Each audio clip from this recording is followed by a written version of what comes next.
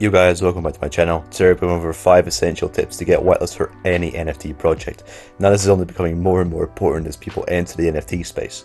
Now I'd like to take a little point at the start of the video just to say that if you spend infinite amount of time in any Discord server, you'll most likely get whitelisted. But what we're going to be trying to doing in this video is looking at the most efficient ways to use your time to try and get out whitelist quickly to make sure you can get as many whitelists as possible all across the NFT space. Tip number 1 is going to be standing out when you're actually typing in the Discord. So if we go over to Rare Bear's Discord, or if we go over to their general chat, we can see here their general chat is going very, very fast. So if I type a message, you can see it here, and it's basically within 3 seconds already off your screen.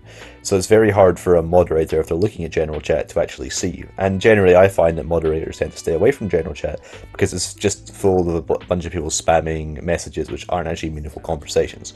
What I would suggest doing is actually go over to a slightly less popular chat. For example, mental health is often where you find nice people, and also it's a bit slower. So if I type a message in here, you can see my message moves up not as fast. So if there's a mod actually looking at this channel, then it's much easier for them to recognize that I'm here and actually have genuine conversations, which adds a lot into trying to get whitelisted. So tip number 2 is actually going to be hosting quizzes in games. So one really easy way to do this initially is just hosting flag quizzes. Just type in flag in the emoji section, you'll see a bunch of different flags type up. Literally just announce you're going to host a flag quiz and then try and keep it going for a while. There's so many different flags to choose from, and this really actually catches the mod's attention and makes it much easier to be noticed.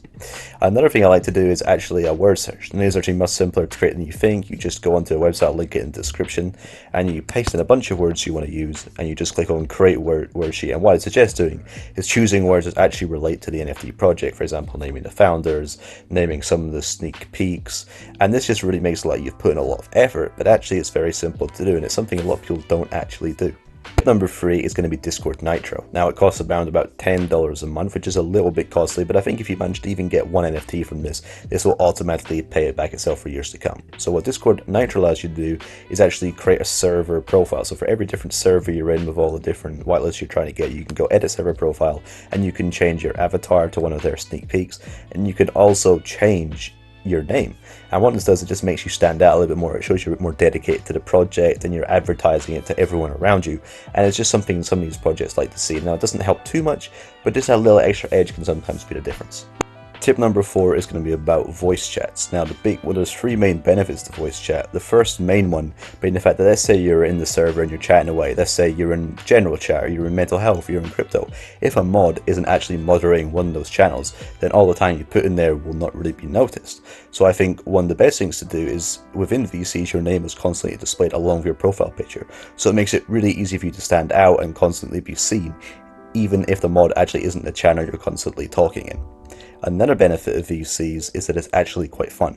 You actually meet real genuine people and you can get alpha off these people. I've actually joined an alpha group because of this and learned some valuable things, and it's a more fun way to interact with people. A second positive about VCs is tip number 5 is just going to be a series of little tips. So the first one is if you're going to use art, I would actually suggest using some sort of time lapse here, as it shows you putting a lot of effort to it, and it's much more fun and engaging to actually watch than just the final product. And also it shows you don't just pile the art off someone on Fiverr or something like this.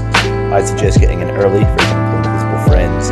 Some people make contributions early on, and it's much easier to stand out than it is nowadays when you have to do a lot to actually stand out. And finally, do something that you enjoy. If you do something that you enjoy, it's going to be much easier, and you're actually going to do a lot better, and it's going to be more fun, because often these things can take a lot of days to actually get these whitelists, these bigger projects. So it's much better if you do something you enjoy. If you enjoyed this video, make sure you hit that like and subscribe button. See you in the next one. Peace.